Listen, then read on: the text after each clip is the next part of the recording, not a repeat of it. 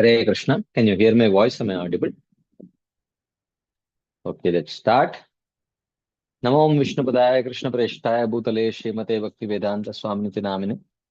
Namaste Saraswati Deve Gauravani Pracharine Nirvishesha Shunyavadi Paschatya Deshatarine. Jai Shri Krishna Chaitanya Prabhu Nityananda Shri Advaita Gadadhara Shivasati Gaura Bhakta Vrinda. Hare Krishna, Krishna Krishna, Hare Hare. Hare Rama, Rama Rama, Hare Hare. Hare Krishna. So thank you all very much for joining today's session. We have been discussing from the 18th chapter of Bhagavad Gita. So the chapter is titled as Moksha Yoga, or conclusion, the perfection of renunciation. So Arjuna starts this chapter by asking, my dear Krishna, what is sannyas, what is tyaga? Is there any difference or are they the same? If they are the same, what is that one definition of sannyas and tyaga? If they are different, what are the different definitions of sannyas and tyaga? So, why Arjuna is asking this question? Because towards the end of the 17th chapter, after describing about so many things in the three modes,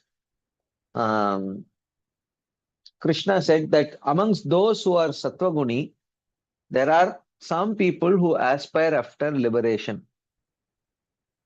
He described the aspect of Om Tat Sat.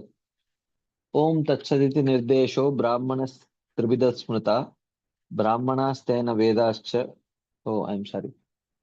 Om Tat Saditi Nirdesho Brahmanas Tribhida Smrita. Like that he was mentioning. So, after hearing that section, Arjuna understanding that the path of liberation is pursued by sannyasis. So he wants to know about sannyas. So he's asking, Krishna, what is this sannyas? What is the real definition of sannyas? What is tyaga? Are they different or same? So I'm going to summarize each section. I'm not going to go verse by verse. The essence of this first 6 verses, is it? No, first 12 verses. The summary of the first 6 chapters is given in the first 12 verses. So he says, he gives other opinions, but in essence he says, actually tyaga and sannyasa are same. Sannyasa is only, real sannyasa is not giving up the prescribed duty, but real sannyasa or tyaga is giving up attachment to the fruits of those activities. That's all. That is the essence. And in presenting this conclusion, Krishna very clearly mentions that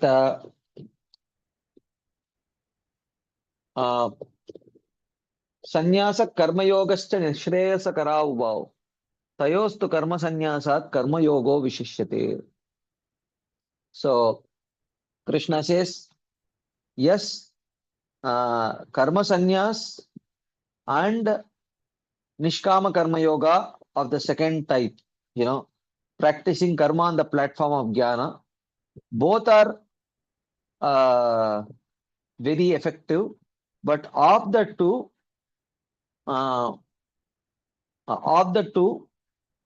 karma yoga is better than karma sannyas. So please do not give up the prescribed duty only. You can give up the attachment to the fruits of those prescribed duties. That is the essence of the first 6 chapters. Then he talks about the next 13th to 18th chapter, the last 6 chapters. So he talks about Panchaitani Mahabaho Karanani Nibodame Sankhye Kritante Proktani Siddhaye Sarvakarmanam Adhishtanam Tata Karta Karanam Cha Pratakvida Vividascha Pratakteshta Daivam Chaivatra Panchamam Shariravan Manobiryat Karma Prarabate Naraha Nyayam Va Viparitam Va Panchaite Tasya Hetavaha. So Krishna in these 3 verses describes that any action, the success of any action is dependent on these 5 factors. Adhishtanam tata karta karanam cha pratak vida, vividacha pratak cheshta jaivam chaivatra panchamam. So therefore, no one should think that he is the independent doer of any activity. One should acknowledge the role of the other items in accomplishing the task. Therefore, one who does not acknowledge this, but tries to, but thinks that he is the doer of all the activities. Prakrite kriyamanani gunai karmani sarvashah ahankara vimudatma kartaham iti manyate. Okay, he belongs to that category. On the other hand, tattvavittu mahabaho gunakarma vibhagayoho gunaguneshu vartanta iti matvana sajjate. On the other hand, one who clearly understands this principle that I am not the independent doer, it is actually accomplished by Prakriti, he does not get bound to this material world. Okay, that is what is described in the next 6 chapters, sorry, next 6 verses. Then he says,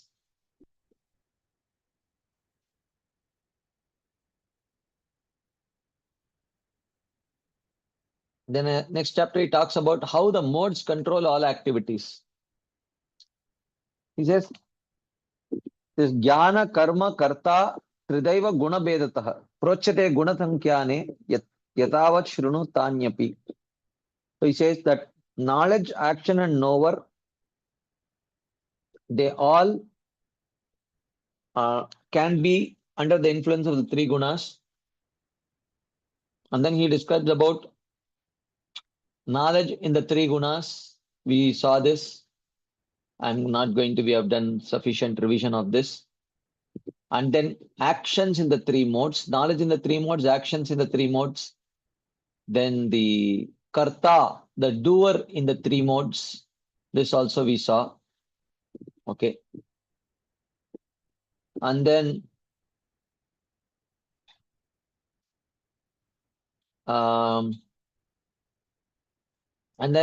in the purport it was mentioned that everything that is connected to Bhakti and Krishna is beyond 3 modes. Otherwise, everything is within 3 modes, including the transcendental knowledge is also within 3 modes. It is not beyond 3 modes. Like that. Then he talks about intelligence in 3 modes, determination in 3 modes. That he describes. Then when he talks about happiness in 3 modes. Okay. So finally he concludes by telling Natad asti pritivyam va divi deveshu va punah sattvam prakritijair muktam yadebihis syat tribir gunaihi. There is no living entity or object on earth or in heaven who is free from these 3 gunas arising from Prakriti. Everything is within 3 gunas. Okay. So, what is the meaning of this section is that Sattvic items are acceptable and those of Rajas and Tamas are not. So, we were discussing the other day that it is often a misunderstanding to think that one of the very common misunderstandings is to think that Rajogun and Tamogun can be dovetailed in Krishna consciousness. Okay, we had discussed the other day that it is not possible to dovetail. They have to be essentially given up.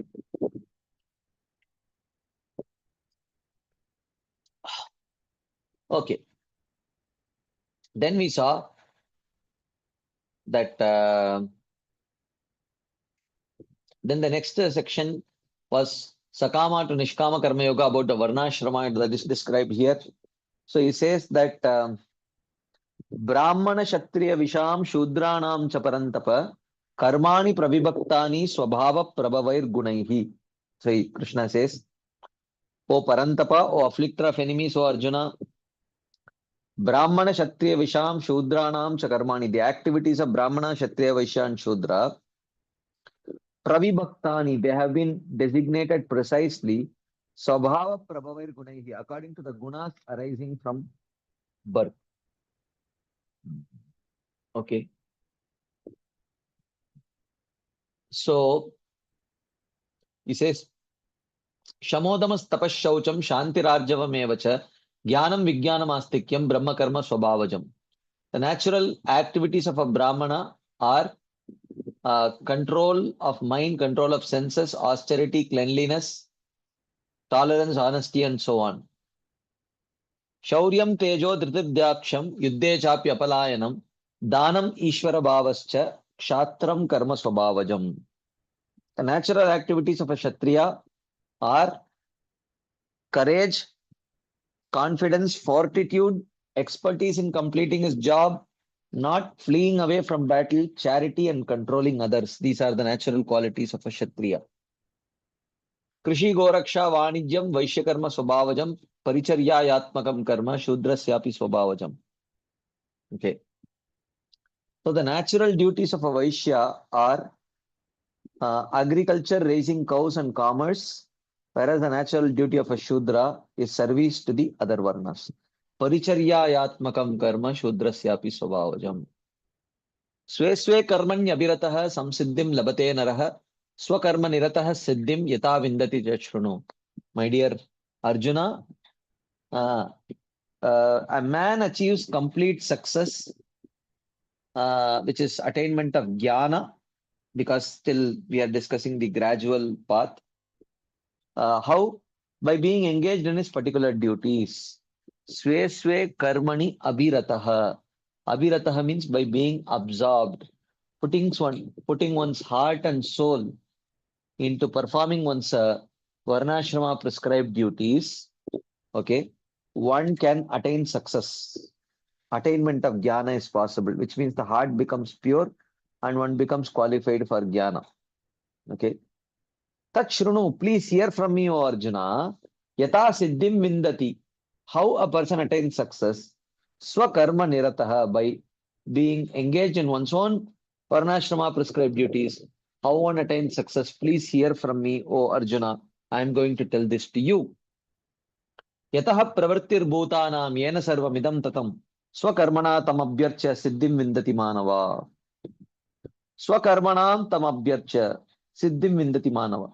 Manava, a man achieves siddhi, that is steadiness in jnana. How? Tam abhyarcha, by worshipping the Lord. How? Swakarmanam. Through mentally offering their prescribed duties, a person achieves steadiness in jnana. Okay.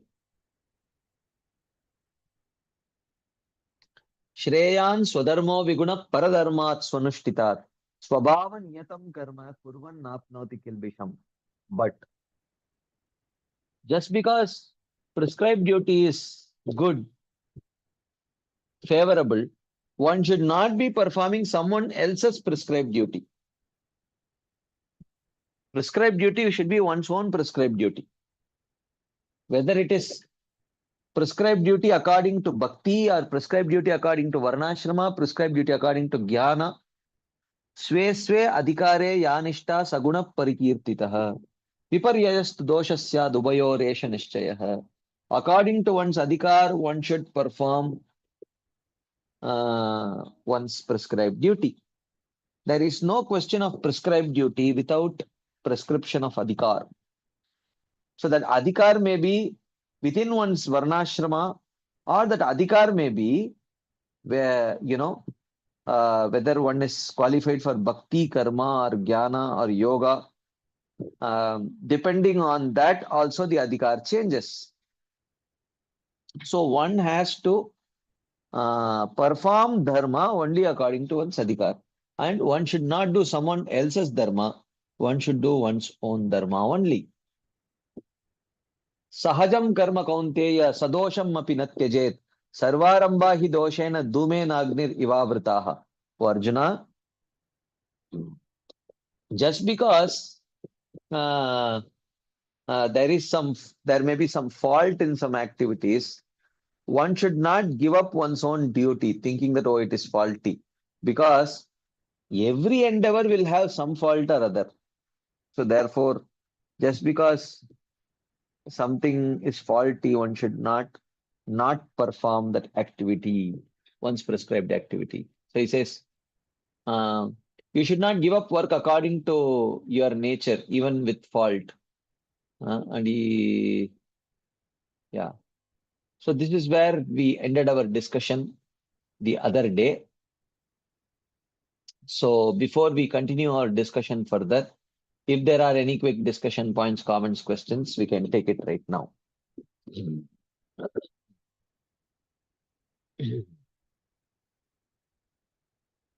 Yes, Champak Lata Mataji.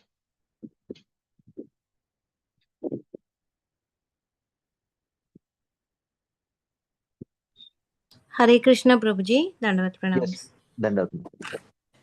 Prabhuji, like this is a question regarding engaging the gunas in the Supreme Lord.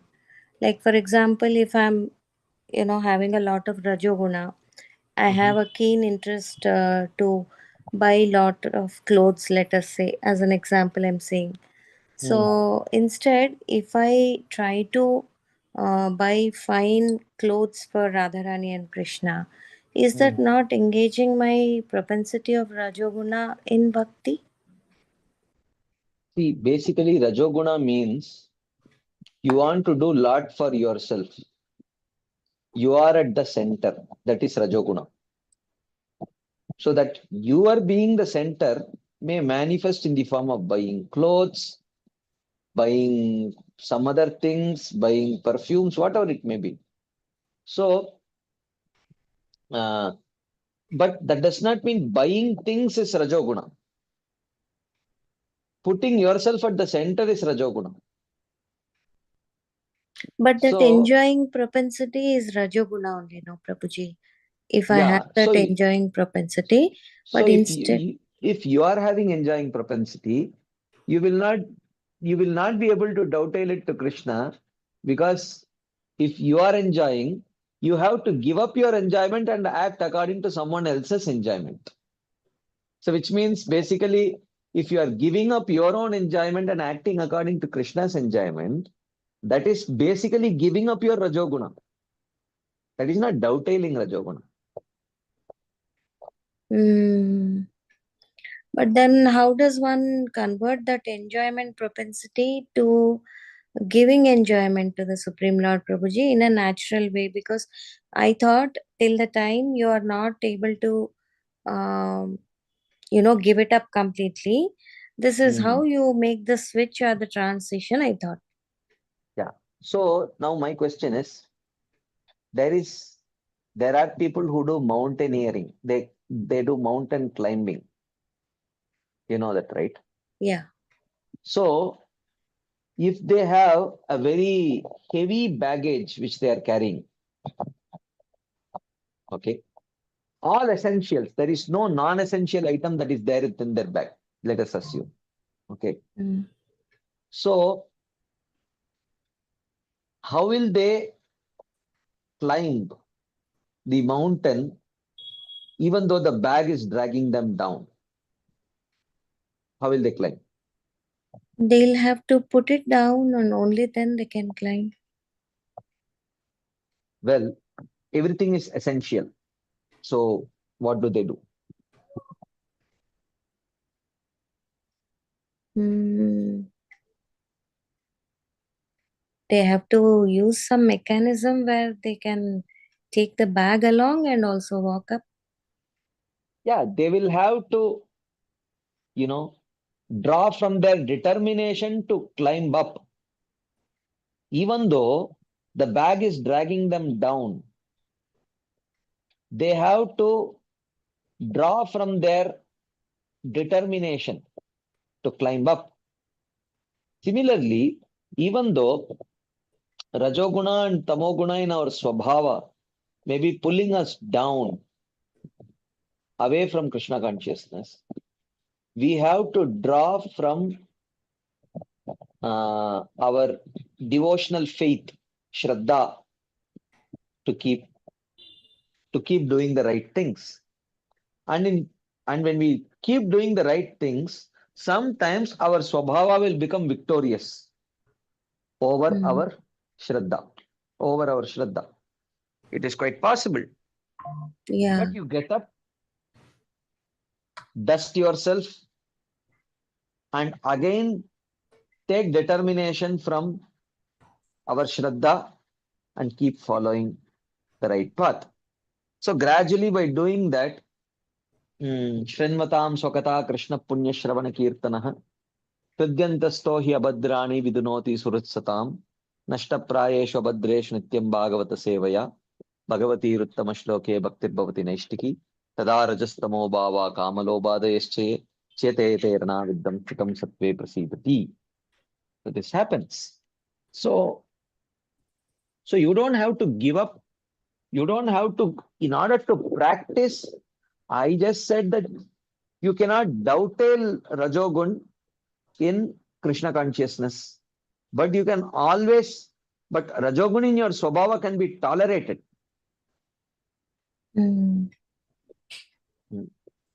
See, what is the nature of that baggage that you are carrying when you are climbing the mountain? Yeah, but then No, what does it mean? What is the nature of the baggage that you are carrying when you are climbing the mountain? Those are all essentials. No. What is the nature? It will pull you down. Okay, that way. That nature, you cannot make it to pull you up. That is not possible. Okay. But still, if you have strong determination, even with that force which is pulling you down, you can still make a net movement upwards if the determination is strong enough. And as and when you are going up, with every session, you will be eating some food. So your bag is becoming lighter and lighter when you are going up. You are consuming some essentials. Okay. Rather than taking your energy away, that same weight will be used to give you energy. And it will empty your bag. So slowly, that way, your bag will get emptied when you reach up. So you are not essentially dovetailing it, but your bhakti has the capacity to initially tolerate your Rajoguna and eventually purify your Rajoguna Tamoguna. It is possible. But you cannot make that which has the natural nature to pull you down. You cannot change its nature to pull you up. That cannot be done. But with the down force, with the force which is pulling you down, it can be tolerated, and with a superior determination, you can keep climbing up. That is possible. Okay, so that means it is not transformation of lust into love. It is actually giving up of our, swabhava, and then developing more gradual Shraddha. purification of lust cannot be dovetailed to love. That is impossible. They are two totally different things. But instead of dovetail, what I was actually thinking all this while is this has to get transformed. It doesn't get transformed like that. Even though oftentimes we hear like that, but that understanding is not like that. So it's a very common understanding, but I would say it's a very common misunderstanding actually. And that misunderstanding stems from the one of the bhajans of it stems from one of the misunderstandings of one of the bhajans of Narottam Das Thakur. Kama Krishna Karmarpane Krodha Bhakta Dveshi Jane Lobha Lobha Sadhu Sange Harikata Moha Ishtalabha Vine Niyukta Kariba Yata Tata. Like that, Srila Narottam Das Thakur says. Kama Krishna Karmarpane. So it's Mm. often translated as Kama will be dovetailed into Krishna Karma. Okay. Mm. Krodha Bhakta Dveshi Jane. Whatever anger I have, I will dovetail it in becoming angry at Bhakta Dveshi. Mm. Lobha Sadhu Sangha Harikatha. Whatever greed I have for money, I will dovetail it for Sadhu Sangha and Harikatha. Yeah. Moha, bewilderment. Whenever I am unable to come in touch with the object of my sense gratification, I become bewildered. Now, I will become bewildered. I will dovetail that bewilderment into becoming bewildered when I don't get the association of Krishna. Yeah. Mm. So the word that is then he says Niyukta Kariba Yata Tata. In this way, I will dovetail. That's how people may translate it. But in Mm. reality, it doesn't happen like that at all. In that You case, know, Prabhuji, let me what is it? complete. Let Sorry, me yeah. complete. Yeah. Because someone out of lust, they are attached to the opposite sex. You tell, look, you don't have to give up your attachment. But instead of getting attached to the opposite sex, why don't you get attached to serving Krishna? So now, does exactly lust get dovetailed like that? Can you really dovetail lust like that? I don't think so. Krodha Bhakta Dveshi Jane. Huh? I know you feel angry looking at your enemies, but instead of becoming angry at enemies, why don't you become angry on people who hate devotees? Now, how does that happen? You know, can you Mm. just change your anger? Okay. Someone hurt your father. You become angry on that person.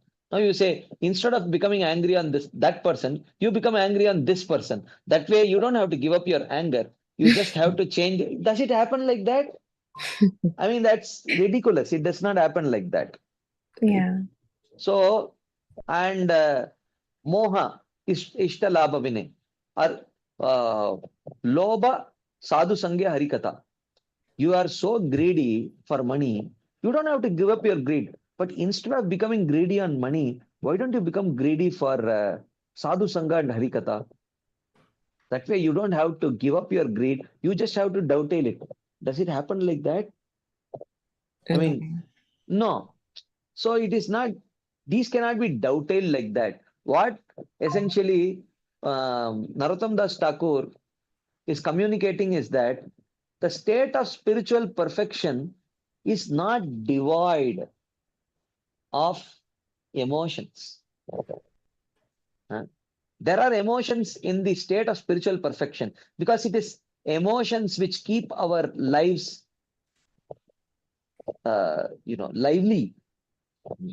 The very life of our life, you know, like we say, the soul of soul, the very life of our living in this material world, the real juice comes from emotions. So you Mm. will say, people may say that you take my lust, anger, envy, greed, everything. I will be a Jadavastu in the spiritual world. He says, no, no, no, no. In the spiritual world is rich with emotions. Just like Mm. in the material world, you feel uh, you feel attracted to things of this world. In the spiritual world, also you will be attracted to serving Krishna. And you will derive great pleasure, just like you derive great pleasure um, from engaging your senses in the objects of sense gratification. You will derive million times more pleasure in engaging in service of Krishna. And just like you become angry whenever your object of sense gratification is taken away, but because in the spiritual world you will have great attachment to the devotees. Whenever devotees are whoever is Bhakta Dveshi, you will become angry on them. This is not dovetailing.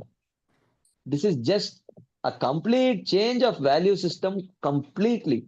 When your value system changes, when your attachments change, then your emotions change.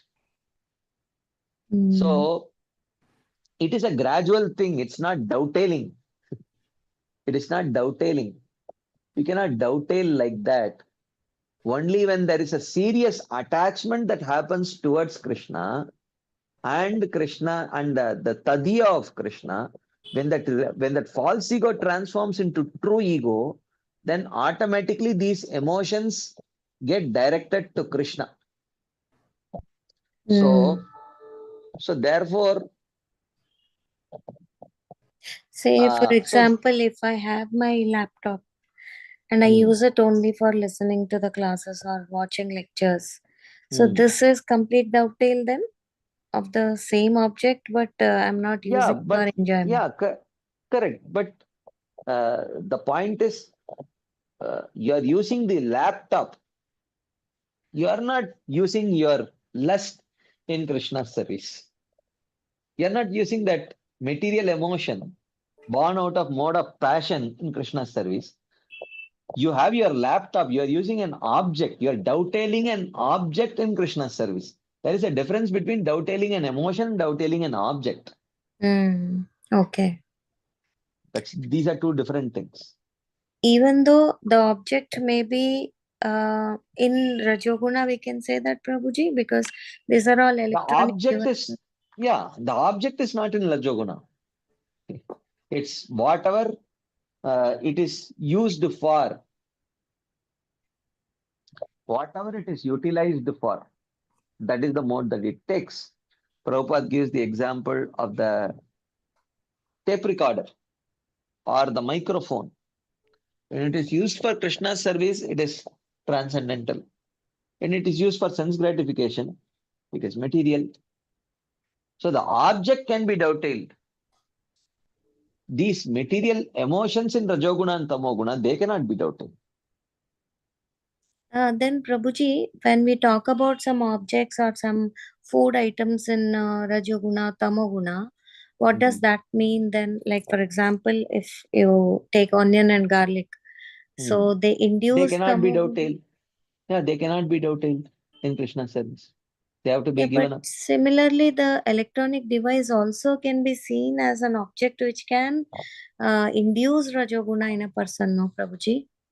Yeah, it is quite possible if that person is incapable of dovetailing that object.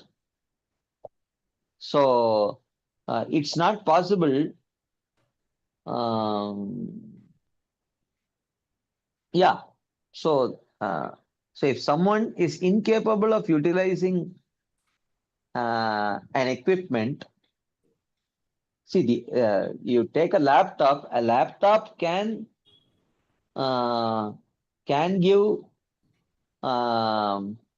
transcendental vibrations. It can give Rajoguni vibrations. It can give Tamoguni vibrations. Okay. So it is not just an Rajoguni or Tamoguni or Sattoguni object. It depends on how you utilize it. But lust is essentially Rajoguni. Anger is essentially Tamoguni. Greed is essentially Rajoguni. Bewilderment is essentially Tamoguni. So they cannot be dovetailed.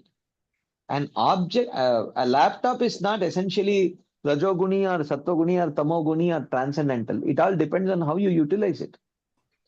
Oh, till now I was thinking that the modes are acting on all the objects, on the people also. So the way we engage our emotions in certain, processes of bhakti, same way we are also using the objects in the process of bhakti. Like, in the sense, I was thinking that irrespective of what modes act on what objects and emotions, they are being transformed. I was thinking like that actually. No, not exactly like that. Okay. So basically, even the objects I was seeing like that, even among foods also they say the drumsticks or certain, food items. Those food items are essentially in one mode. onion, garlic, they are in the lower modes. Liquor is in the lower mode. So that is why those cannot be dovetailed.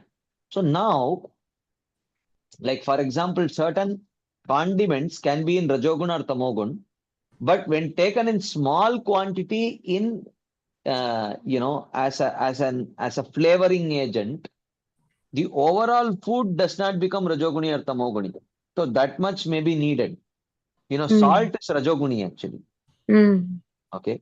If you take exclusively salt, it is Rajoguni. Lavana. Yeah. Ati Lavana. Katu Amala. Katwamala. Lavana Ati Ushna. Tikshna Ruksha Vidahina.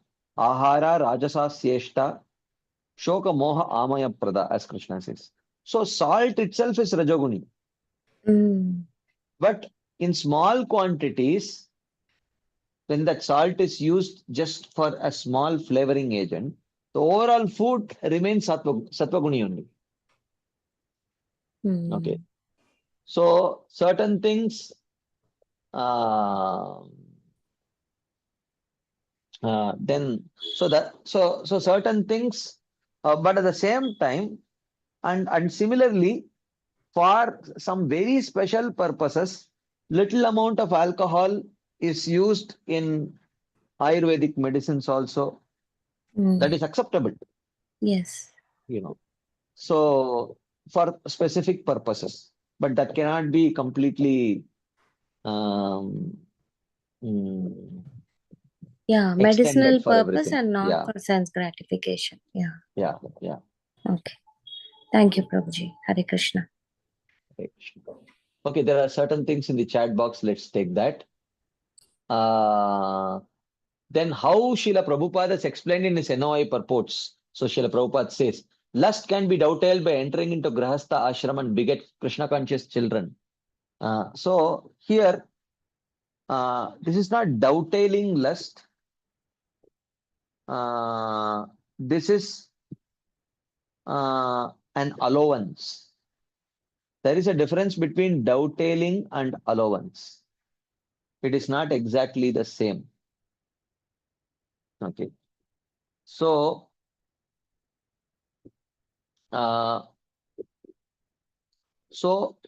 basically for those who cannot control that lust, there is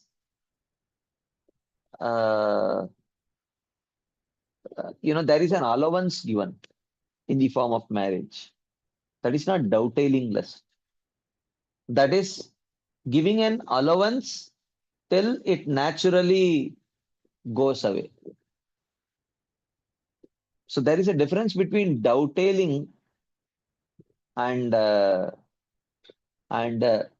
being given an allowance till the anartha nivritti is accomplished. So that is not dovetailing. Often we hear example of Hanuman's anger is dovetailed by burning Lanka. See, first thing we have to understand. Yes, we do speak like that, but we have to understand Hanuman's anger is not born out of tamoguna. He is not dovetailing his tamoguni anger in the service of Lord Ramachandra. No. So because he naturally has prema for Lord Ramachandra, when that Ramachandra's wife is under trouble by Ravana, naturally that prema towards Ramachandra transforms into Krodha. When Lord Ramachandra's object of love is taken away from him. Okay. This is not dovetailing Krodha in Krishna's service. Okay. We become angry when our object of sense gratification is taken away. So you say that no, don't give up your anger, but become angry on those people who take the sense gratification away from Krishna, or the object of love of Krishna. I mean, does it happen like that? It doesn't happen like that. You see, King Kulashekar, he was completely free from any kind of material lust, anger, envy, greed, etc. that person, when he heard that, you know, Lord Ramachandra is going to, when he was hearing that portion where Lord Ramachandra was going to attack Lanka, you know, he became so angry at Ravana and he gathered his army and with great furiousness, he marched towards Lanka. This is spiritual emotion. He is not dovetailing a material emotion to a spiritual emotion. No, that does not happen like that. First, gradually the material emotion dies, then spiritual emotion develops. Okay. It is not, then it means one who has extreme form of lust will develop extreme attachment to um, service to Krishna. But one who is very, very Sattva-guni, who has no lust, will he not also develop attachment to karma of Krishna because he has nothing to dovetail? Isn't it? Is that what happens? No, it's not like that. That's not my understanding. Okay. Yes, Mother Gail. Hare Krishna Prabhu. My God. I definitely have to follow up on this. I had a separate question, but this discussion generated so many questions. I even forgot my original question. But anyway, so let me begin with this thing here. Now, in that analogy that you brought up of the person climbing the mountain, right? With the burdensome essentials, right? Mm-hmm. In that analogy, that the burdensome bag of essentials Mm-hmm. is analogous to what? Because Champakalata Mataji, she brought up, let's say a person has an attachment to buying clothing, right? Mm-hmm. But instead of buying clothing for oneself, one wants to buy clothing for the deities, right? So Yeah, this is, we I will just touch on this point. See, attachment to buying clothing for oneself is born out of Rajoguna. yes. Attachment to buying clothes itself is not Rajoguna. Oh, okay. Okay. So, Wait, see, let me begin with this one then. If I have an attachment to buying clothing, I would think that is Rajaguna because I like buying clothing. It gives me pleasure, and that yeah, pleasure has that's nothing to the do with point. Krishna. That pleasure has Yeah, nothing to do with Krishna. So that yeah. sounds like But Rajaguna. yeah, but first thing, if you want to buy clothes for Krishna, you should first like Krishna. Yeah. That is why, because the natural tendency is that generally, when fruits, the nature of Rajoguna is extreme attachment to fruits. Yeah. Mm-hmm. So when you say, look, you can do whatever you want, but you won't get to enjoy the fruit. Okay. So the person will not be interested. That is why, you know what Krishna says to Arjuna? Krishna says, Arjuna, karmanyeva adhikaraste. You have adhikar to perform your duty. You have the qualification for that. Ma phaleshu kadachana. You are capable of performing nishkama karma yoga without attachment to the material foods. And then he says, Ma karma phala heturbhut. Don't think that you are the cause of enjoying the fruit. You are not the cause. And then he says, Mate sangostu akarmani. Don't be attached to not performing your duty also. Why? Because now that the fruit is taken away, the very natural tendency is that then I will not do it. If I don't get to enjoy it, then I won't do it. Okay, Prabhu. So if, let's say I have an attachment to buying clothing, right? If I don't get to, let's say, wear those clothing, if I know ahead of time that, yeah, even if I buy those clothing, I'm not going to get to enjoy wearing them, then the wearing them is the fruit of that activity, right? And Yeah, therefore, it could be wearing them, or it could be glorification that, oh, Mother Gail is an expert in buying clothes. She has such a fine taste for clothes, you know. And, if at all you want to purchase really good clothes, you should just take Mother Gail with you. Like that, when people just keep glorifying you more and more yeah, and more. So, yeah, that's even more though, subtle. That's like more yeah, subtle sense yeah, gratification.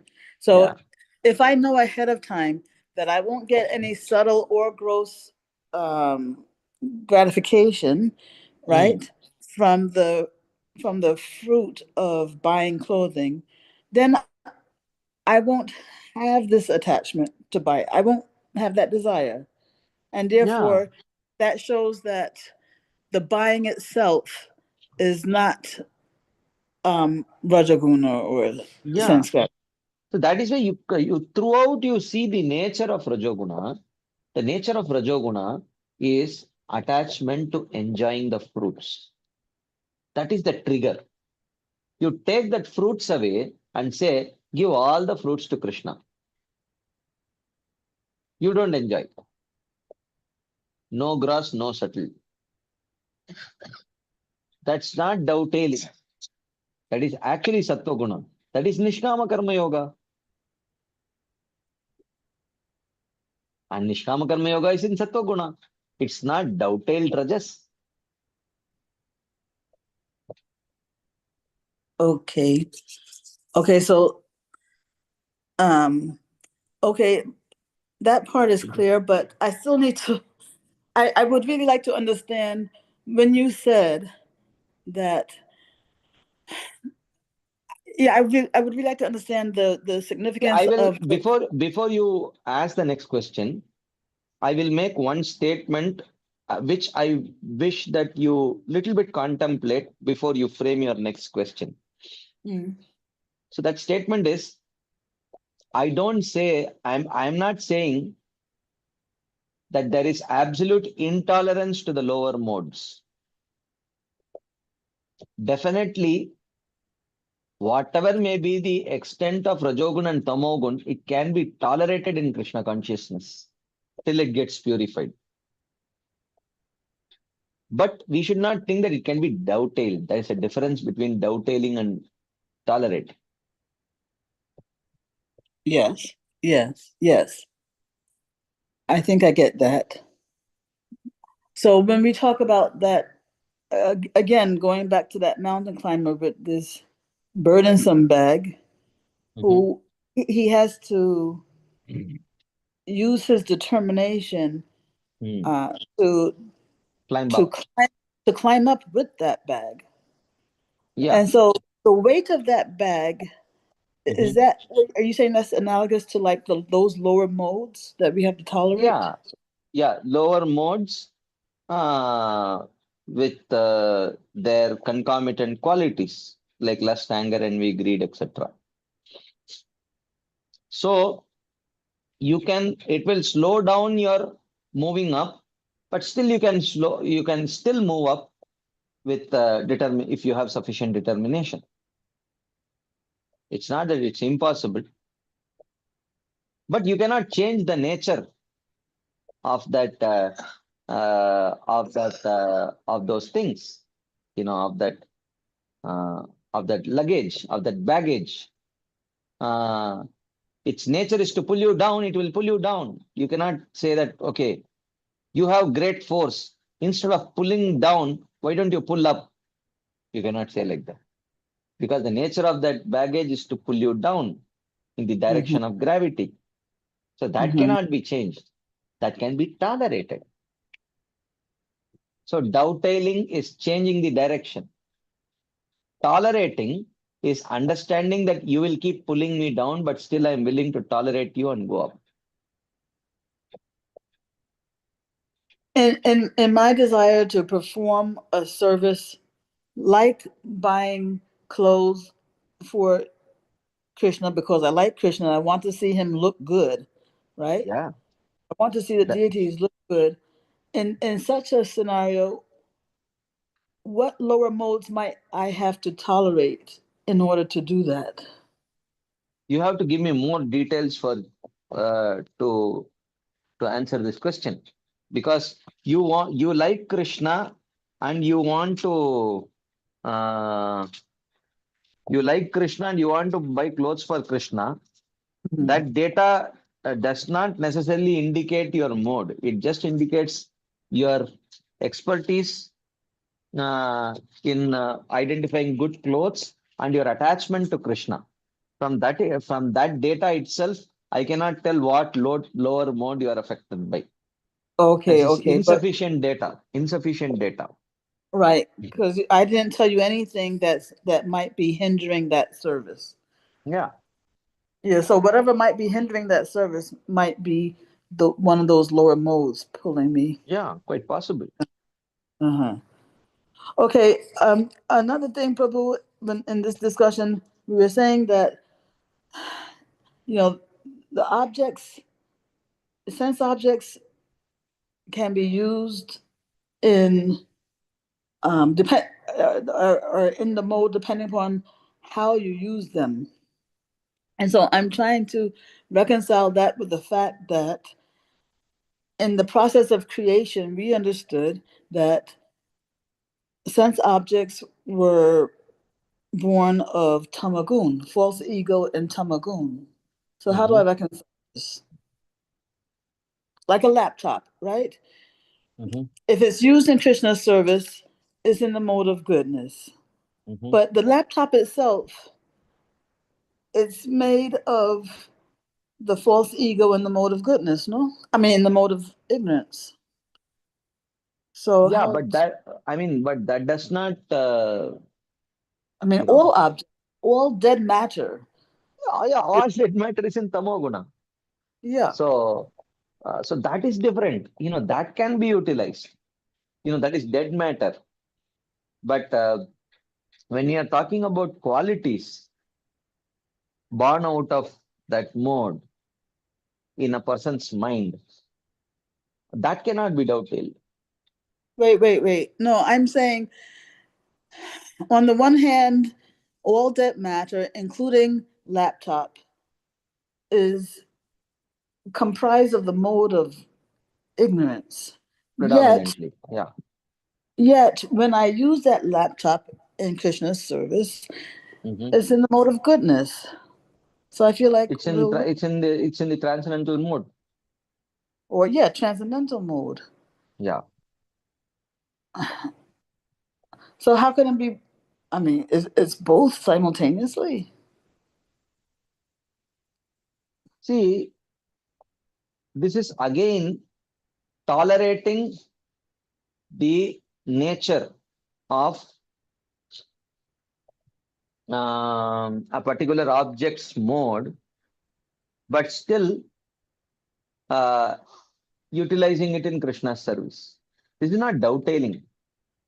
Again, when you are utilizing the laptop, see, one thing is, just because something is born out of false ego in the mode of passion, goodness, or ignorance, does not mean they themselves are in that mode. Like, for example, mind is born out of false ego in the mode of goodness. Okay. Mm-hmm. But if you see, the nature of that mind is according to the nature of impressions that it's working in conjunction with. If there are a lot of impressions in mode of goodness, then the mind is in mode of goodness. If there is lot of uh, impressions in the mode of passion, then the mind is in mode of passion. If there are a lot of impressions in the mode of ignorance, then the mind is in mode of ignorance. Intelligence is in which mode? Passion. Passion? Are you Yeah. sure? Are you Well, sure? it was according to the creation history, Yeah, right? Did we said false ego in the mode of passion is correct. You are intelligent. right. You're right. So now I want you to tell why is Krishna here talking about intelligence in mode of goodness, intelligence in mode of passion, intelligence in mode of ignorance? This is my original question. I can't reconcile these things. That's the point. Huh? So, Yeah, my confusion is the point. so now I will tell you one thing. What is a liquor bottle is made of what?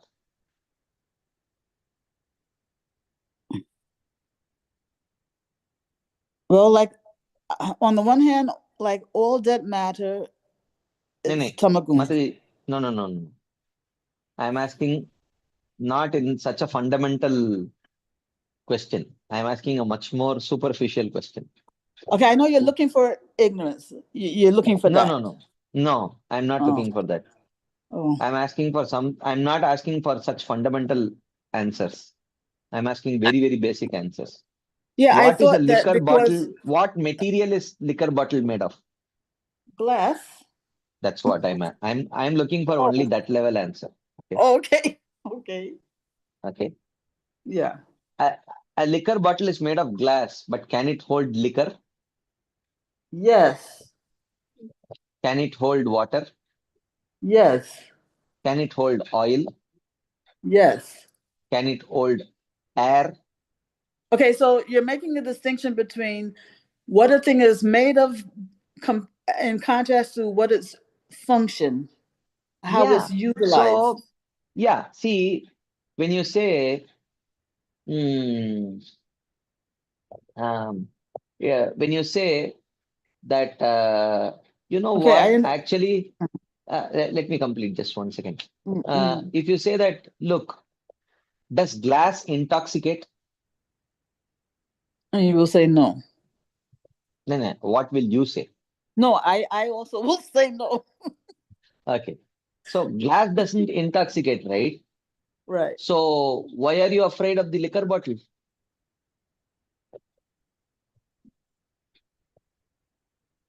Because of how I'm using that liquor bottle. That's the point. So mind is made of goodness, but mind can hold impressions which can be in Rajogun, Tamogun also. Okay. Intelligence is in passion, but intelligence can hold impressions which are in Tamogun, Rajogun, Satogun, right? So similarly, the sense objects may be in Tamogun, but depending on the impressions which trigger the usage of those objects can be utilized in Sattvagun, Rajogun, or Tamogun, or transcendental activities. So you say that, so that's why you see here, we see that intelligence is a byproduct of false ego and a mode of passion. But here we are, Krishna is discussing about about intelligence in mode of goodness, intelligence in mode of ignorance. If intelligence is in mode of passion, then where is the question of discussing intelligence in the mode of passion and goodness and ignorance? Yeah. It's That's the function point. versus the object itself. The object is one thing, but the way the object is used is another thing. Yeah. Yeah, the liquor bottle was a beautiful, or the glass bottle, I should say, was a very illuminating example.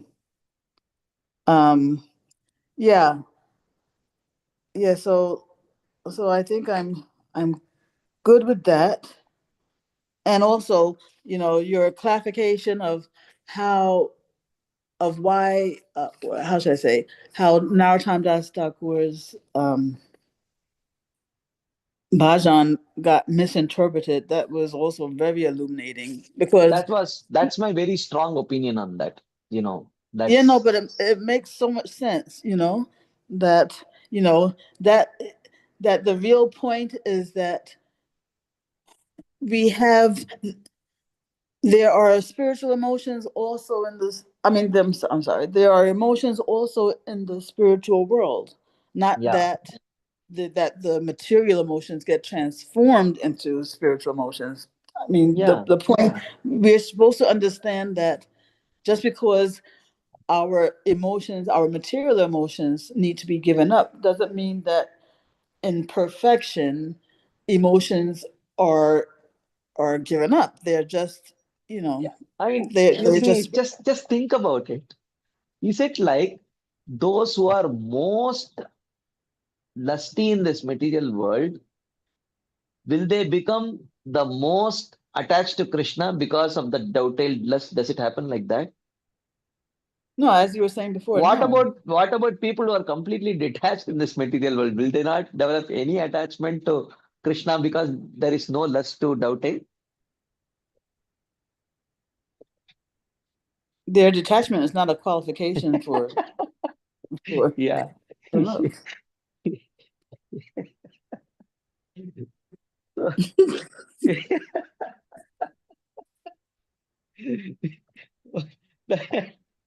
That's yeah.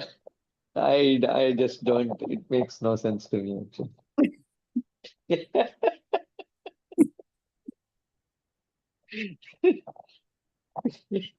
Oh my God. So yeah.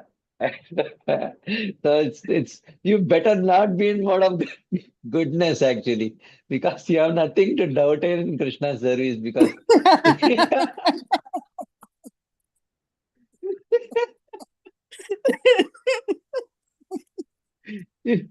so it's like yeah, I don't know. Or you better get as angry as possible. As So possible so that you can dovetail it in.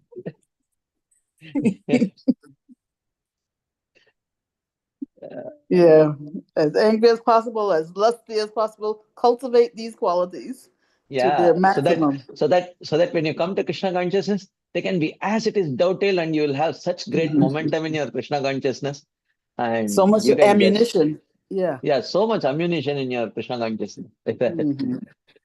Yeah, yeah. Okay, Prabhu. I'm sorry to say I did now remember my original question, but um, yeah, which was actually what you brought up today was the fact that we should not perform another one's duty, Yeah. even if we can do that person's duty more perfectly than our own. This has been, I mean, I thought a couple of years ago you completely clarified this for me, but now it's back to haunt me. Um, See, my problem with this instruction is that I'm thinking, well, if I am so adept at managing, you know, if I have a propensity for managing well, Mhm. but my duty is something else that I Mm, don't do as well, mm, then how could it be right that I should not perform that duty that I do so well mm. and instead do this other thing that I don't do well? It doesn't seem to make sense to me. Well, let me change the analogy a little bit. Hmm? Let Mm. me change the analogy a little bit. You are afflicted with uh, let's say malaria, and the doctor is prescribing you some medicines 3 times a day, which are extremely bitter. Okay. Yeah, I know Uh, this one, but you know this this not this analogy, right? one. Yeah. So this, because we're talking about ones like, let's say, occupational duty, right? You shouldn't give up your own occupational duty just because you Yeah. don't do it as well as somebody else's, you know? Yeah, because the point is that your own occupational duty has the capacity to purify your anarthas. So, um, it's so you have presented an absolutely hypothetical situation, because generally the way in which the prescribed duties are actually devised. It is actually for it will be according to your nature. You would naturally seamlessly fit in to those prescribed duties. Only under some very, like in the case of Arjuna, because on the other side, there were his own relatives. Therefore, he said, I would rather beg. But otherwise, the way the prescribed duties are devised, it would be naturally according to your nature. So, so it would be. So then that would be maybe in actually, today's day and age, the only thing is maybe because certain kind of duties are absolutely devalued completely. They're absolutely devalued completely. Like, for example, okay, so just yesterday I was talking with one of my friends who used to attend my Vidyapit classes when I used to go to this particular temple. So he was sharing with me what he was doing, and he was asking, do you think I am engaged according to my nature? Um, then I said, I don't know. Um, then he asked me, what are the parameters? Um, what are the parameters which I should look for in trying to understand whether I am engaged according to my nature or not? So I said, first thing you have to identify very clearly is that in the ecosystem in which you came to Krishna consciousness, and you were the particular ecosystem in which you were nurtured, what were the kind of services which were recognized as really high class, and what were those services which were recognized as, you know only those who are useless, who cannot do anything, they will do such kind of services. You go to some temples, they will say, if you are doing youth preaching, then you are doing something, really valuable. Anything else is of no value. You are in the temple taking care of the deities, you are a pujari, only useless people do that. It's an unspoken thing. No one speaks like that for sure. But this is the unspoken understanding. Uh, mm. So naturally, people develop a sense of self-worth based on what is really valued. Okay. So even though their nature may be to peacefully take care of the deities, but they may not do it because it is so much devalued that they will start thinking in a different way. In some other temple, it may be some other service like that. It could be book distribution, it could be something else. It could be fundraising. Okay, you are giving some Bhakti Shastri classes, you are giving some, but how much funds you have raised, all said and done? Okay, how much are you? What is your practical contribution? I have taught Bhagavad Gita to so many people. No. I am talking about practical contribution. What is your practical contribution? Oh, then you understand. Oh, practical contribution means how much money you have made for the temple. So if that is the value system, and all the position and recognition and everything goes to those people who raise funds. So if you come in that kind of an ecosystem, then even though your nature may be to teach, but it gets kind of subdued in that kind of ethos. ecosystem. So of the ecosystem around you. So I said that first you have to identify that.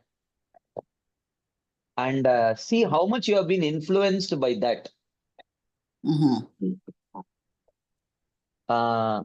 And then you can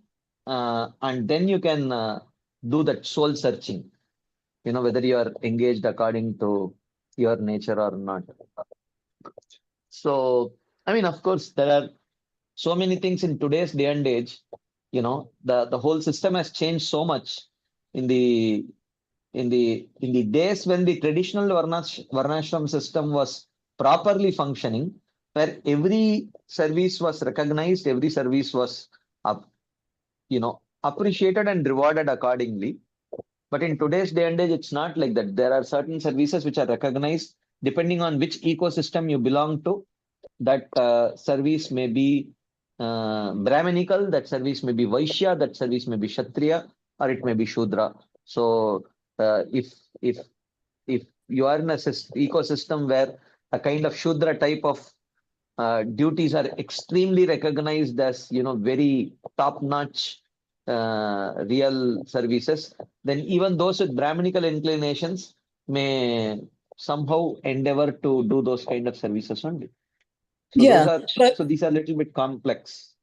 yeah, but in this ecosystem example that you are giving, a person might want to do somebody else's duty that's not Yeah, really what, because of the value system of that ecosystem. But in these yeah, verses, I feel like the hypothetical is a little different because they're yeah, saying even if you are able to do somebody else's duty more perfectly than your own, that's yeah. not talking about a difference. You want to do somebody else's thing because it's more highly valued in that ecosystem. You See, want to in do this ecosystem which Krishna is talking about is an ecosystem where what is valued is engagement according to your duties as defined by Dharma Shastras. If you are acting according to your prescribed duties according to the Dharma Shastras, then you are good. If you are doing someone else's which is not prescribed to you, then you are bad. That is the ecosystem. That is the value system. So Krishna is talking about that case. So the direct application of it in today's day and age is practically, you know, 99.99999% of people are engaged in someone else's duty only. Or actually, 99.9999% they don't know what is their duty only. They are engaged randomly in some duties. Whatever engagement in some activity according to their prescribed duty is just incidental. Yeah, so I think what's throwing me is when this insertion of this phrase, even if you can do somebody else's drama perfectly, because I think by what you're saying, the point is that See, what is the purpose of dharma? You can tell me. What is the purpose of dharma? Is not to get the work done. The purpose of dharma is internal purification, yeah, which means right? to relinquish, material desires. Yeah. So that happens.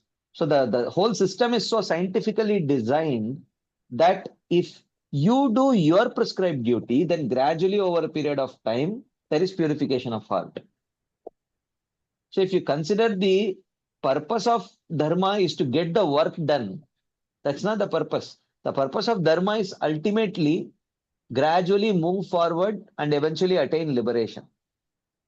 Okay. Right, The right. purpose of dharma is not to perfectly get all the material duties done in this material world, Yes, yes, and So, that's the point. That's yeah, the point. Yeah, that yeah, you see, because I mean, normally that's our default mindset that whatever work is going to be done should be done as perfectly as possible. yeah. So if you can do this work better than the next person, then it would seem like that's the right way to go. But No. if See, this but is if according this is to more of Shastra, this is more of a bhakti principle where the guru has a mission, and depending on, you don't consider what is your nature, but depending on whatever is the need, you do the needful. Okay. So that's a whole different value system. Okay. Where the purpose is to please the guru, and by pleasing the guru, Krishna gets pleased, and when Krishna gets pleased, you go towards your goal of Krishna prema. That's a whole different thing. So here, but this Varnashrama system is perfectly engaged according to your nature, according to your prescribed duty. By that, your internal purification happens. When the internal purification happens, then you become qualified for jnana. Then when you perform the uh, activities of jnana, then you become qualified for liberation. Then you attain liberation. So therefore, it is absolutely critical and non-negotiable that you engage in your own prescribed duty only. yeah, yeah, I think what was missing was the real purpose of one performing their duty, because by putting in this phrase, it's better to do your own duty imperfectly than someone else's duty imperfectly. The conventional thinking is that the duty that you perform should be done perfectly, not that Yeah, not that you're supposed to become purified by or of material desires. yeah. And in other words, the objective, I needed that to be more, explicitly or prominently explained. Yeah, what I assumed is something, there are certain things you think which can be assumed, but sometimes you have to, no, you have to explicitly state. Yeah, because we're Because, not living in Vedic times, we're living yeah, in, that's the point. That's the point. I yeah. agree. I totally agree with this. Yes, true. Yeah. Prabhu, I'm so sorry, but I just have to revisit one point about dovetailing versus allowing, you know. And I'm Yeah, just thinking about, Prabhupada purists. This is like a devil's advocate type of question, yeah. who would say, well, how can you say that what Srila Prabhupada really meant to say was that, you know, we allow for certain things. We're not actually dovetailing. A person might say, well, don't you think Srila Prabhupada knew the proper word to use? What if somebody said like that? Yeah, someone can say like that. Uh, uh, I would say, yes, actually, Prabhupada did use the word dovetail. He did use the word dovetail. It's there. Otherwise, if Prabhupada would not have used it, it would not have come into our usage Yeah. without Prabhupada having used it. Mm-hmm. So now my point is, I'm not debating that Prabhupada never used it. I'm not telling that Prabhupada wrongly used it. But what I'm telling is, the way Prabhupada has used it, it has to be understood in a particular way. That's my point. So Prabhupada did use the word dovetail, but if you see Prabhupada's vocabulary, he had used many words in a particular way which cannot be taken literally like that. So therefore, uh, uh, yeah, I mean, there is scope for, that's where that's the scope of hermeneutics, right? Yeah, because So otherwise a person will say, how do you have the right to determine what Srila Prabhupada meant by any particular word at any particular time, Like, yeah, how do you get to decide that? yeah, so you get to decide. See, because if there is a particular statement which Prabhupada makes, and if it directly contradicts with the explanation of the Purvacharyas, then you have two choices. You can say that I will choose absolutely to accept the Prabhupada's words as it is, as the English dictionary would explain it. Okay. Even if it means that it contradicts the stance of the prior acharyas. I don't care. As it is, Prabhupada was an expert in English. I cannot compromise on that, but I can compromise on Prabhupada contradicting the Purvacharyas. So someone may be comfortable taking such a stance. I don't fall in that category though. Someone may say that, yes, if Prabhupada has spoken something which kind of does not exactly, if you take it as it is, then it does not, it disagrees with what the Purvacharyas have said. So because Prabhupada would not contradict the Purvacharyas, we can try to see if there is an alternative way of understanding what Srila Prabhupada has written. So I myself personally, I think this is a reasonable hermeneutic principle than to say that, than to say that, I have full faith in, Prabhupada would never make yeah. So he was an expert in English. So an acharya can never make an English mistake, or why call it mistake, use words in particular ways, but which may be little different from the traditional way of using that particular word. So,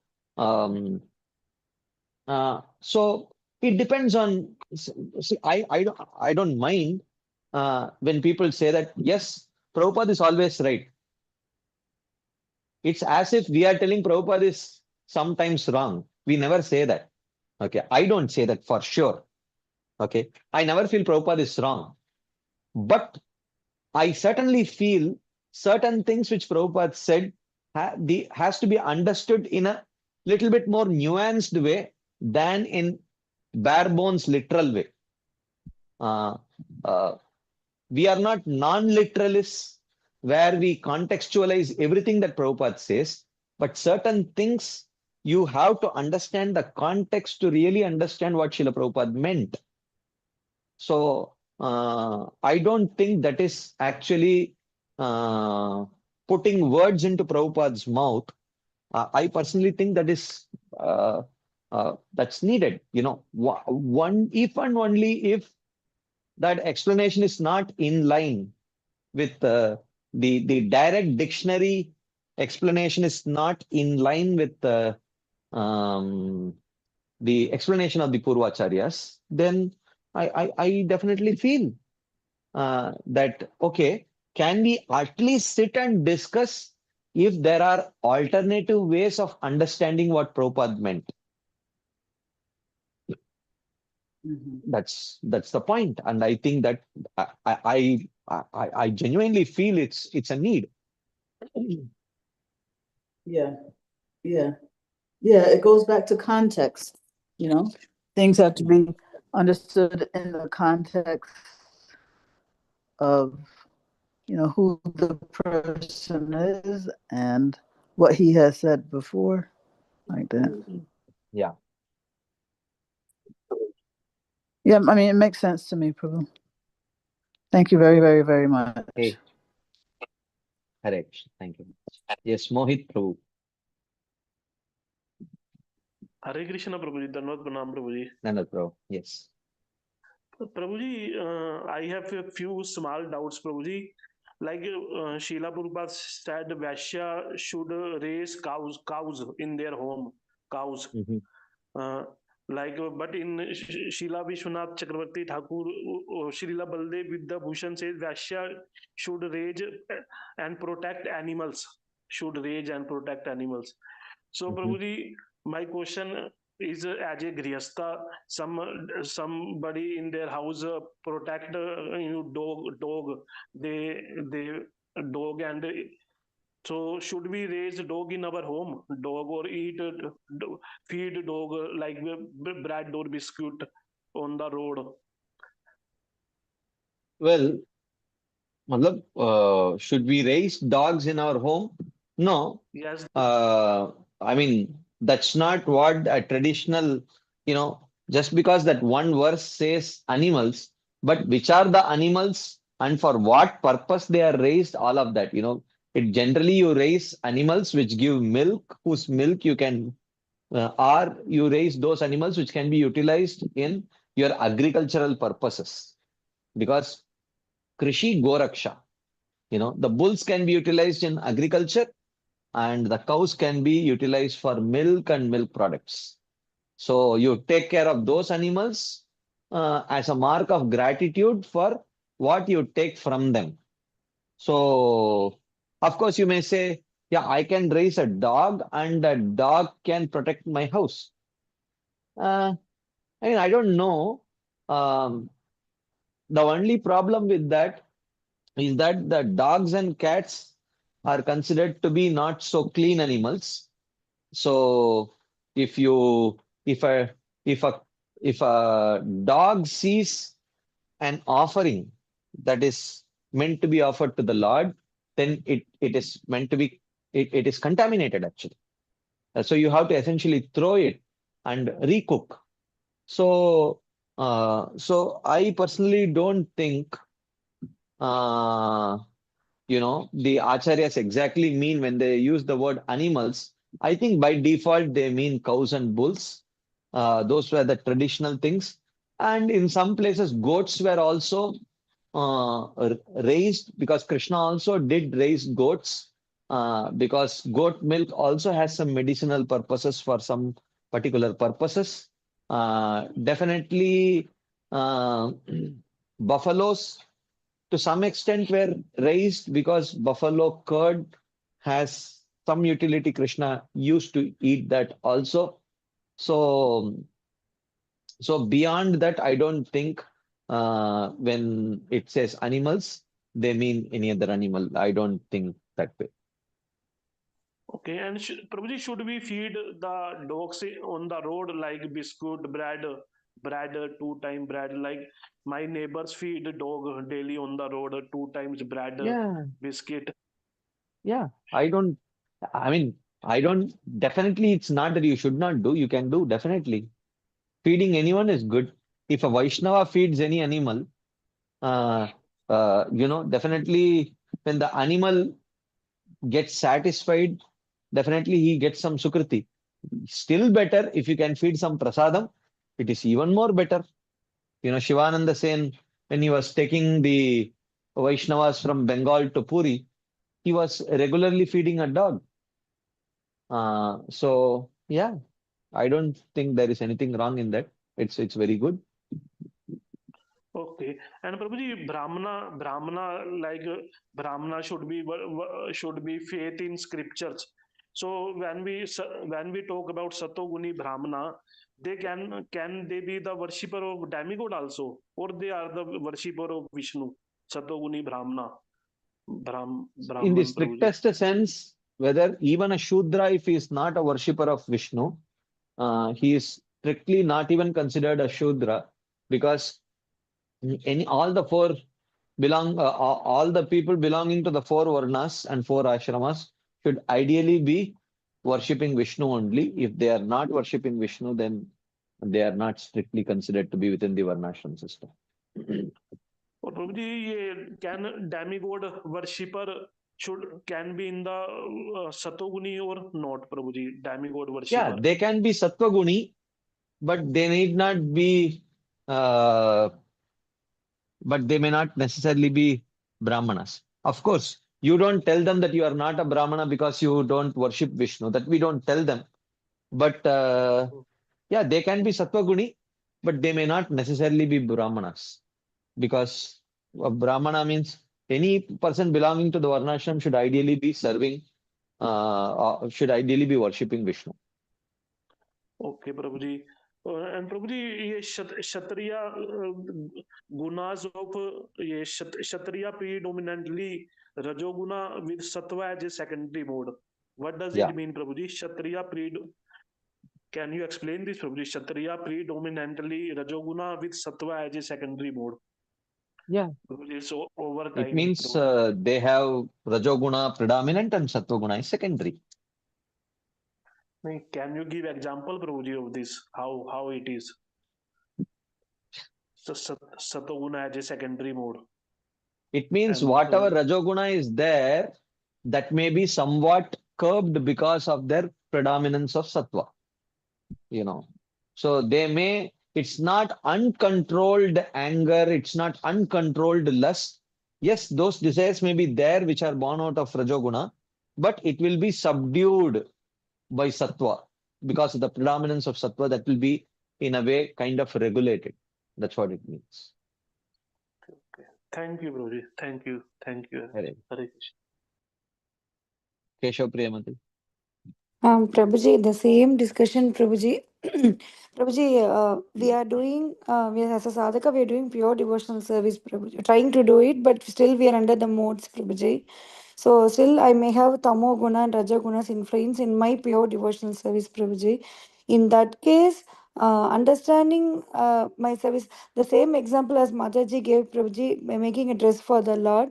And you explained, Prabhuji, that dress Rajoguna means it is for my enjoyment, Prabhuji, Yeah, expecting fruitive results. So yeah. if I am into devotional service with still my Rajoguna, Prabhuji, so I It will can be make dress tolerated. for, no, Prabhuji, I will make dress for the Lord. And still I may expect the fruitive result that everyone should praise the dress the Lord is wearing. So in that case, is it not but since I am doing it for Lord, I may be purified, no, Prabhuji. So is it not Yeah. doubting much? It's not No, changing the no, direction? that is not doubting. That is actually you are doing it for the Lord, which is good, Mm. but you are expecting that others will praise you. That is bad. Mm. That bad can be tolerated. That is not doubting. Mm. We can tolerate that bad What for is some actually time. doubting, Prabhuji? What do you mean by doubting, Prabhuji? Doubting means, let's say you have skills can be doubted, qualities cannot be doubted. Okay, Mm. so you are a good cook Mm. for Krishna. That skill Mm. can be doubted. Mm. So you have good artistic skills. You can Mm. dovetail those artistic skills in Krishna consciousness. That is If the dovetailing. skills again, Prabhuji, in someone in passion, Prabhuji, they will be like even in ISKCON, we have all four types of people now, Prabhuji. Someone doing DT service, someone is collecting fund, they go outside, they will be preaching extensively outside, and someone will be cleaning the temple. Like all modes can be incorporated, Prabhuji. No. Don't say activity with modes. The same activity can be performed in different modes. It's not that the activity itself is in a particular mode. Someone can paint. Someone can paint impelled by Rajoguna, impelled by Sattoguna, impelled by Tamoguna.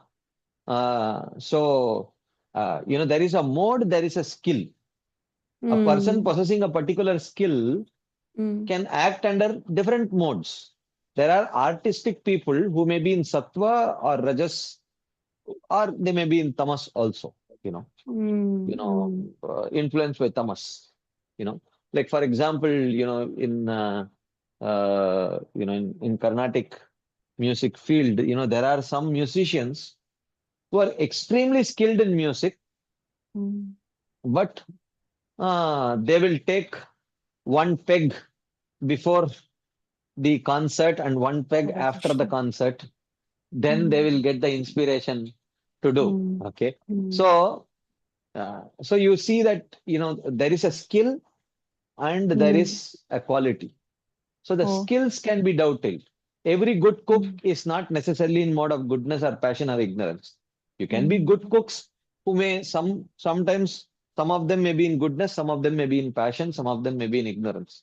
So your skill can be doubted, but you cannot doubtail Rajogun and Tamogun like that. It can be tolerated. Yeah, okay, it's okay. If so, it's okay, because that which is doubted need not be given up. So if your desire to enjoy is born out of Rajoguna, okay, So, so it's not that if you're dovetailing means, oh, you can continue to desire to enjoy, but just At the dovetail same it in time, Krishna so consciousness. Yeah, I mean, yeah, that doesn't make sense. oh, that inner part, Prabhuji.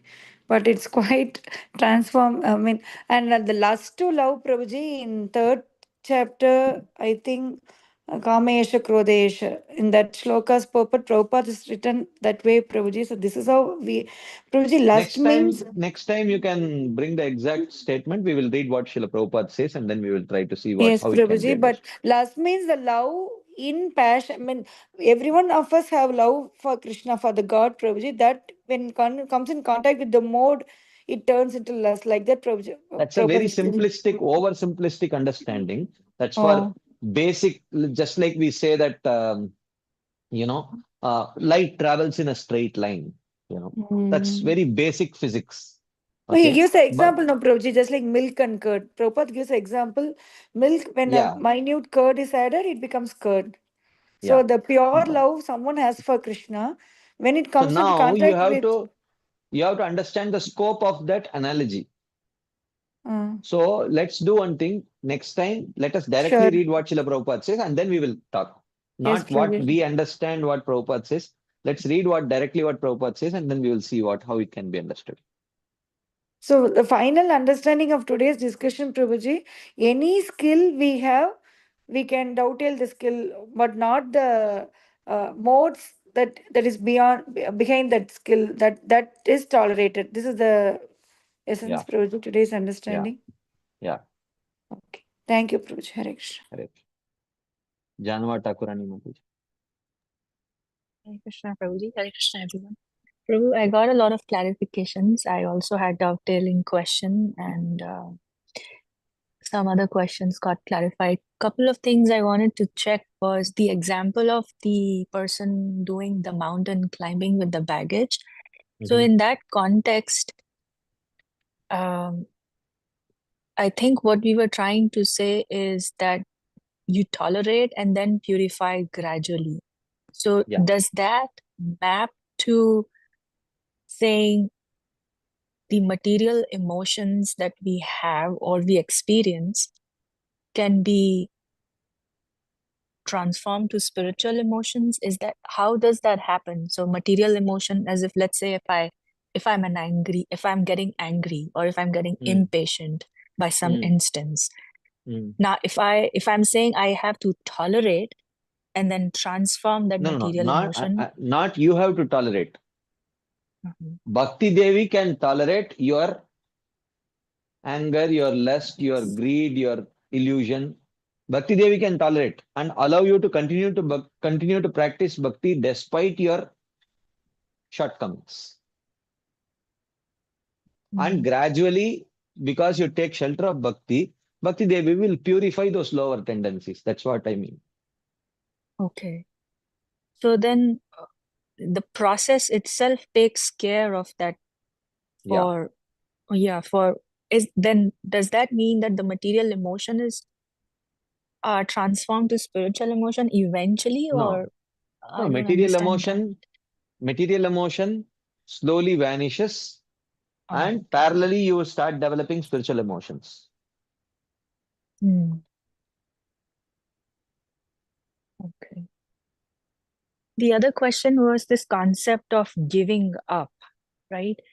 The immediate understanding that I think usually I get is with dovetailing is just giving up. But we understand that these are the skills and not the qualities that gets dovetailed. So the question was on the quality and lower modes. Um, so the lower modes have some sort of qualities that we can identify with and see how we understand our own nature. So let's Yeah. say I know my nature is angry and impatient, and Yeah. I am trying to practice also at the same time. Yeah. So during the phase of anartha nivritti, what Mm. is actually happening? So what is it that we ideally should be doing or looking forward to? Yeah. So first And thing is you have to identify that impatience is wrong, anger is wrong, it is not favorable for bhakti. So even though my swabhava or my conditioning may push me in that direction, I should use my good discrimination, using my pure devotional faith, and try as much as possible to not yield to those emotions and try to act in a way that is anukul for bhakti, which is favorable for bhakti. Rather than thinking, it's okay, I am lusty, I can dovetail it in Krishna consciousness. It's okay, I am angry, I can dovetail it in Krishna consciousness. No, that cannot be done. Yes, anger, Bhakti Devi can tolerate my anger, but it is not favorable for Krishna consciousness. So I should somehow endeavor to, as much as possible, curb it, just like a student who likes to keep playing all the day, but he goes to school and studies little bit unwillingly, considering the greater benefit that comes from getting a good education. So in the same way, sadhakas also, even though the tendency of anger and lust and greed and all of that may try to overpower us, but just like a student sees the greater benefit of going to school and studying and getting that education, does that by curbing his tendency. In the same way, sadhakas also do that. Yes, my swabhava is pushing me to, go and fight with that other Vaishnava, but my good devotional intelligence says that it is not favorable for your Krishna consciousness. I will try to curb it little bit like that. So is that how we transform, by curbing it? The more and more No, you tend to those emotions, it becomes unhealthy and not favorable.